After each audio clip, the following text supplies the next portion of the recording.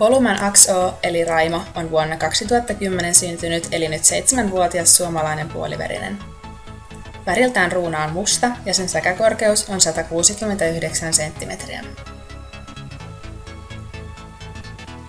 Raimon isä Polufiino on legendaarisen Raimo Aaltosen ratsastama jalostusori, jolla on saavutuksina muun muassa Suomen esteratsastuksen Grand Prix-sarjan voitto useilta vuosilta, Finderbyn voitto sekä useampi Suomen mestaruus.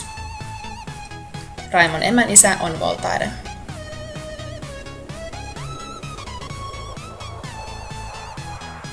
Raimo on iso, kiltti ja näyttävä musta ruuna.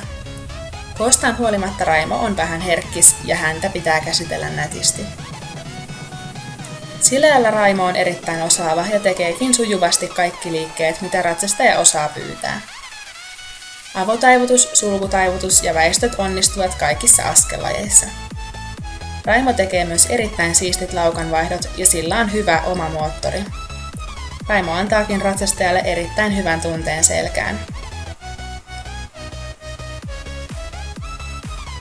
Hypätessä Raimo imee hyvin esteelle ja onkin menestynyt estekilpailuissa aina 120 sentin tasolle asti. Raimon koulutustaso on helposta A:sta vaativaan B:hen, esteellä 120 senttimetriä.